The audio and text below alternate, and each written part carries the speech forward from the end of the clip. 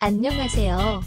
충격적인 이야기 오늘 채널에 오신 것을 환영합니다. 시중에 판매되는 비타민 영양제는 종류도 형태도 무척 다양하다. 그중 달콤한 젤리형 비타민은 아이들이 특히 좋아한다. 아이들이 젤리형 비타민을 마음 놓고 먹어도 되는지, 제품 형태별 비타민의 효능 차이는 없는지 살펴보자. 젤리형 비타민은 사탕처럼 달콤해서 알약형보다 먹기가 좋다. 리서치 전문업체 아이비스월드에 따르면 젤리형 제품은 미국 내 410억 달러의 영양제 시장에서 10억 달러를 차지해 2015년 대비 25% 이상 증가했다. 그럼 알약형 비타민과 젤리형 비타민은 효과가 같을까? 결론적으로 말하면 로스앤젤레스 캘리포니아 대학 임상영양학과 교수 자호핑 리는 비타민 제품 형태에 따른 효능에는 차이는 없다고 밝혔다. 리 교수는 사람들이 젤리형 비타민 성분에 대해 부정적임을 인정했다. 젤리에는 젤라틴과 포도당이나 포도당 시럽이 들어간다. 그리고 식용 색소와 구연산도 추가해야 한다. 그녀는 또 젤리형뿐만 아니라 알약이나 정제 제품도 모양을 만드는 과정에서 비활성 물질을 첨가하는 화학 공정을 거친다라며 젤리형 비타민에 대해 걱정하지만 알약에도 같은 문제가 있다라고 덧붙였다. 다음은 전문가가 알려주는 비타민 영양제를 선택할 때 고려해야 할 점이다. 1. 젤리 비타민에 첨가한 당분을 조심하라. 젤리형 비타민에는 설탕이 들어간다. 설탕 첨가는 젤리 비타민이 맛있는 이유 중 하나이지만 일부 소비자가 구매를 주저하는 이유이기도 하다. 먹기 전에 읽어볼 것. 라벨에서 테이블로의 저자이자 영양학자인 보니 바니 카우브딕스는 젤리 비타민에 들어간 설탕량을 확인하라고 다음과 같이 조언한다. 만약 종합 비타민 1일 섭취량에 들어간 설탕이 3g이라면 당분을 걱정할 필요는 없다. 하지만 2015에서 2020 식단 지침에 따르면 당분 섭취는 1일 섭취열량의 10% 미만이어야 한다. 즉 2000칼로리를 섭취할 경우 200칼로리 혹은 12티스푼에 해당한다. 그녀는 또 개인의 건강과 동량에 따라 하루 2000칼로리 이상 또는 이하로 섭취하므로 사람마다 조금씩 다를 수 있다고 덧붙였다. 특히 요구르트, 시리얼, 커피 음료, 소스, 샐러드 드레싱을 먹으면 설탕 섭취량이 많아질 수 있다. 고당류 식단은 고혈압, 체중 증가, 당뇨병, 지방간으로 이어질 수 있는데 이것은 모두 심장마비나 뇌졸중의 위험 증가와 연결된다. 만약 설탕이 16g 들어간 젤리 종합 비타민을 먹는다면 비타민을 먹는 것만으로 설탕 4티스푼이 되므로 주의해야 한다. 특히 이런 제품은 치아 건강에도 해로울 수 있다고 일부 치과 의사들은 말한다. 물론 칫솔질을 하면 완화할 수 있다. 모든 것을 고려할 때 젤리 비타민을 먹는 것은 좋다. 단, 젤리에 함유된 설탕까지 계산해서 하루 설탕 섭취량을 주의하고 치아 관리를 잘하면 된다. 2. 모든 사람이 비타민을 먹어야 하는 것은 아니다. 사람들은 맛있으면 더 먹는 경향이 있다. 하지만 모두가 비타민을 먹어야 하는 것은 아니다. 비타민 제품은 영양 부족, 질병, 임신으로 발생하는 비타민 결핍 치료에 사용한다. 노인, 당뇨병 환자, 알코올 중독 환자, 체중 감량 수술 또는 위절제 수술을 받은 환자, 완전 채식주의자 등 비타민이 더 많이 필요한 사람들도 있다. 리 교수는 음식을 통해 비타민 섭취가 가능하므로 균형 잡힌 식사를 하라고 권한다. 그는 식단의 절반은 채소, 1월 4일은 통곡물, 1월 4일은 단백질로 채우라고 조언한다. 햄버거와 감자튀김만 먹고 양상추 이외에 채소를 싫어하는 사람이면 종합 비타민제를 먹는 것이 좋다고 리 교수는 말했다. 사람들은 종종 필요 이상의 열량을 섭취하지만 영양분은 권장량에 못 미친다.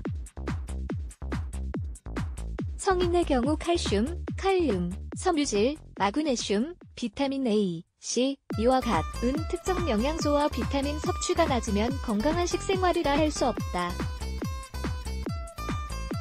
부모들은 자녀가 칼슘, 칼륨, 섬유질, 마그네슘, 비타민 E를 충분히 섭취하도록 해야 한다.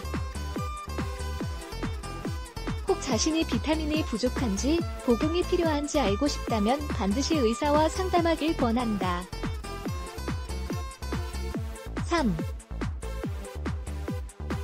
제품을 구매하기 전에 라벨을 확인하라. 비타민 진열대를 보면 여성이나 어린이에 맞춰진 젤리 비타민이 눈에 띈다. 혹시 다른 장 건강이나 면역 증강제를 복용하는 분이라면 비타민 성분이 겹치지 않는지 확인하는 것이 좋다.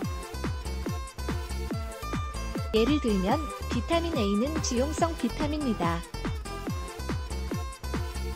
진성 비타민은 담즙산의 도움을 받아 체내에 흡수된다. 당신이 종합 비타민과 면역 증강 보충제를 먹으면서 비타민 A가 들어있는 음식, 생선 기름, 우유, 달걀 등을 먹는다면 좋지 않다고 리 교수는 말한다. 자칫 비타민 A를 너무 많이 섭취해 간 기능 장애를 일으킬 수 있기 때문이다. 반면에 비타민 B는 수용성 비타민이다. 몸에 쉽게 흡수되고 많은 양이 저장되지 않는다. 너무 많이 복용하면 신장을 통해 배출된다고 리 교수는 설명했다. 따라서 영양제는 개인의 필요와 식단에 근거하여 권장량을 넘지 않도록 보건의료 전문가와 상담하는 것이 좋다. 또 라벨에 표시된 성분을 보고 알레르기 유발물질을 확인하는 것도 중요하다. 채식주의자들을 위한 비타민도 성분 표시를 재확인할 필요가 있다. 예를 들어 젤라틴은 많은 젤리 비타민에 들어간다. 동물을 윤리적으로 대하는 사람들 모임에 따르면 그것은 동물의 피부, 힘줄, 인대, 뼈에서 추출한다. 하지만 해조류에서 얻는 한천을 채식주의자를 위한 젤라틴 대체물로 사용할 수 있다. 4.